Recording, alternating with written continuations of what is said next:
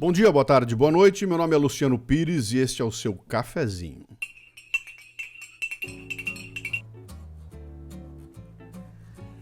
Bom dia, boa tarde, boa noite. Olha só, hoje eu vou abrir o nosso cafezinho com trechos de um texto do professor francês de gestão Christophe Clavet.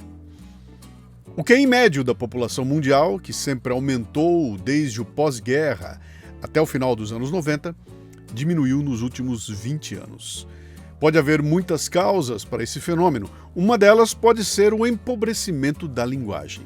Não é apenas a redução do vocabulário utilizado, mas também as sutilezas linguísticas que permitem elaborar e formular pensamentos complexos. O desaparecimento gradual dos tempos, subjuntivo, imperfeito, formas compostas do futuro, particípio passado, dá origem a um pensamento quase sempre no presente, limitado ao momento, incapaz de projeções no tempo. A simplificação dos tutoriais, o desaparecimento das letras maiúsculas e da pontuação são exemplos de golpes mortais na precisão e variedade de expressão. Apenas um exemplo: eliminar a palavra senhorina, senhorita, mademoiselle, que agora é obsoleta, não significa apenas abrir mão da estética de uma palavra, mas também promover involuntariamente a ideia de que entre uma menina e uma mulher não existem fases intermediárias. Menos palavras e menos verbos conjugados significam menos capacidade de expressar emoções e menos capacidade de processar um pensamento. Estudos têm mostrado que parte da violência nas esferas pública e privada decorre diretamente da incapacidade de descrever as emoções em palavras. Sem palavras para construir um argumento, o pensamento complexo torna-se impossível. Quanto mais pobre a linguagem, mais o pensamento desaparece. A história está cheia de exemplos de como todos os regimes totalitários sempre atrapalharam o pensamento, reduzindo o número e o significado das palavras. Se não houver pensamento, não há pensamento crítico e não há pensamento sem palavras. Façamos com que os nossos filhos, os nossos alunos, falem, leiam e escrevam. Ensinemos e pratiquemos o idioma nas suas mais diversas formas, mesmo que pareça complicado. E principalmente se for complicado, porque nesse esforço existe liberdade. Aqueles que afirmam a necessidade de simplificar a grafia, descartar a linguagem dos seus defeitos, abolir gêneros, tempos, nuances, tudo que cria complexidade, são os verdadeiros arquitetos do empobrecimento da mente humana. Não há liberdade sem necessidade, não há beleza sem o pensamento da beleza. Eu continuo a reflexão nesse vídeo. Por enquanto, entre aqui embaixo, faça parte do canal, assine, comente, bote um sim, bote não, gostei, não gostei, cara, interaja com o post para o YouTube entender que esse conteúdo aqui merece ser visto por mais gente, tá bom? Então, cara, bom, eu tô nessa de discutir linguagem, de discutir a pobreza do pensamento desde os anos 90, né? E boa parte do meu trabalho tem sido em cima de estimular as pessoas a mergulhar um pouco mais fundo do que essa coisa rasa que a gente vive hoje em dia, né? Tudo muito rápido, tudo muito econômico, tudo muito pequenininho, tudo muito rapidinho, tudo... Cara, isso leva a uma pobreza de todos, é a pobreza estética, olha as músicas que a gente escuta, né? É a pobreza literária, olha qual é a literatura que tem por aí, a pobreza das redes sociais, é uma loucura. E eu tenho visto algumas coisas interessantes, que, por exemplo, eu assisto algumas esses mesacasts, essas lives do YouTube que os caras chamam de podcast, né? E vejo ali uns moleques semi-adolescentes que trazem alguns entrevistados, às vezes uns entrevistados bem legais, né? E a conversa lá é penosa, cara, porque o entrevistador não tem repertório para expressar o que ele está sentindo.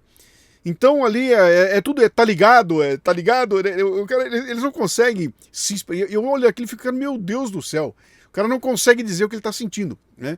E eu me lembro de um dos podsumários que eu publiquei, falando de uma pesquisa que houve nos Estados Unidos, né, em que havia uma pesquisa feita numa universidade, onde os caras pediam para o pessoal fazer uma análise moral de situações de risco, de situações em que os garotos tinham que tomar alguma decisão, mas não sabiam direito qual escolha fazer, então ali eles tinham que explicar.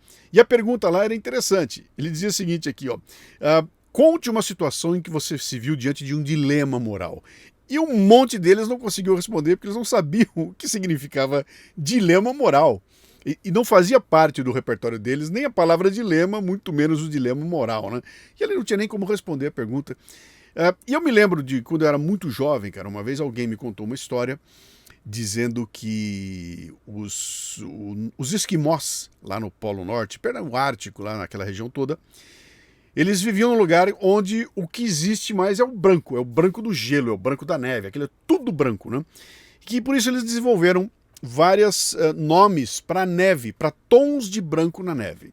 Eu me lembro que essa história depois eu fui pesquisar, parece que eram 7 nomes que com o tempo foram crescendo, hoje já dizem que são mais de 100 nomes, né? Eu não sei se é verdade. O fato é que eles têm vários nomes para designar o branco. Nós designamos como branco. É branco, cara. E o que eu posso no máximo dizer, olha, é um branco meio amarelado, é um branco meio esverdeado, mas nós só temos o branco.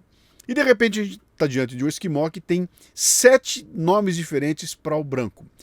Você consegue imaginar que quando ele descreve a paisagem onde ele está, ele tem chance de descrever de uma maneira muito mais rica do que eu, que só sei dizer branco? Eu olho lá e vejo, é branco. Se você seguir diante, vá, ande 100 metros pela área branca e eu não tenho mais o que dizer. O esquimó, de repente, fala, olha, vá 100 metros até a área branca, chegou lá, você vai no branco 2, aí você vira à direita, vira à esquerda no branco 3, e ele consegue, então, ter muito mais riqueza para descrever o mundo que está em volta dele, para descrever as emoções dele, para se situar, porque ele tem várias formas de definir algo que, para mim, só tem um nome, que é o branco. O que acontece quando a gente não tem recurso, né? E a gente vai reduzindo as coisas para preto e branco. Se eu não tenho nada no meio, cara, essa área cinza toda se perdeu. Eu tendo a jogar tudo para lá ou tudo para cá. E isso acaba atrapalhando o meu raciocínio, né?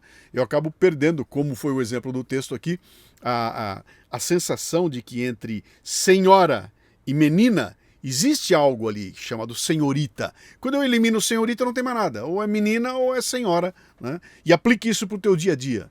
Então, o empobrecimento do escrever, sabe, quando você entra naquelas redes e vê lá o cara botando kkkk, tudo bem, figurinha, não, troca, parece hieróglifos, né? Nós vamos começar a nos comunicar por hieróglifos. Isso tudo é uma redução.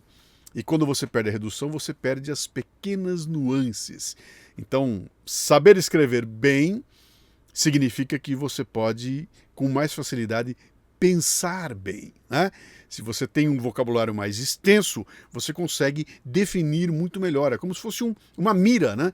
Quem não consegue ter um repertório muito pequeno, tem uma mira que só consegue... É como é que é uma espingarda, né? Que eu dou um tiro e o tiro pega em tudo que tiver em volta.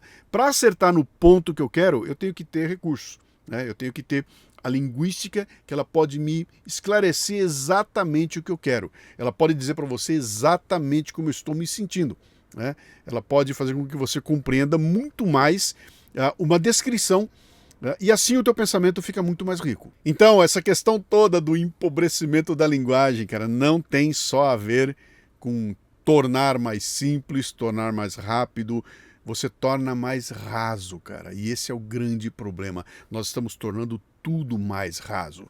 E quando o Christopher termina lá falando que não há beleza sem o pensamento da beleza, ele está tentando mostrar pra gente que, cara, eu tenho que ter uma visão muito sofisticada do que vem a ser beleza para poder entender a diferença de uma coisa para outra. Se eu não consigo entender, cara, eu olho para a música e para mim é tudo igual. Anitta vai ser igual a Beethoven, cara.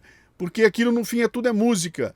A diferença que existe entre um e outro, tudo que tem no meio do caminho, se perdeu porque eu simplesmente não consigo descrever aquilo, né?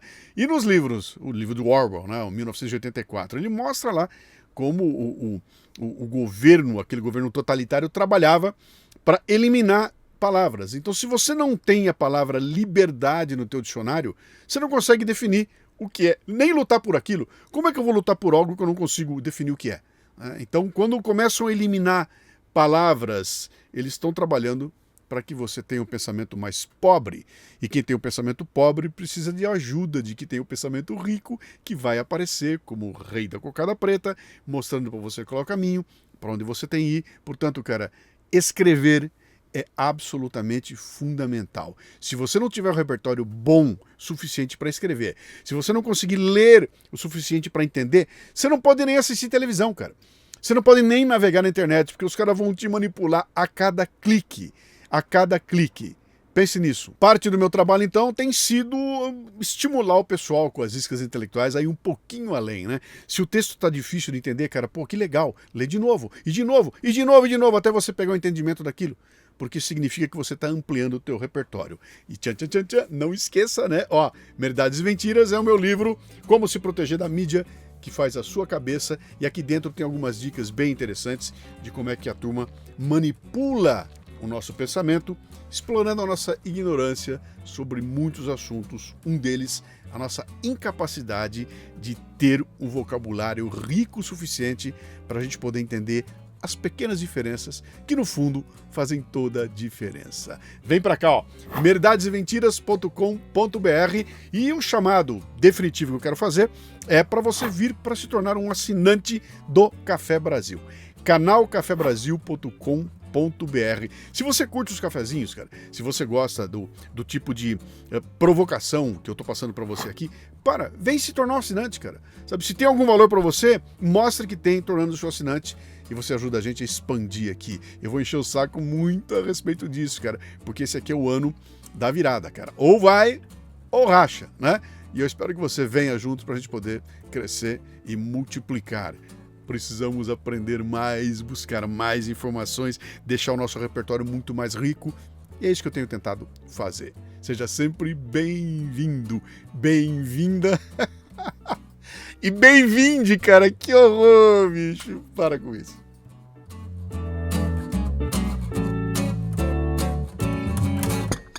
Este cafezinho chega a você com o apoio do cafebrasilpremium.com.br. Conteúdo extra forte para seu crescimento profissional.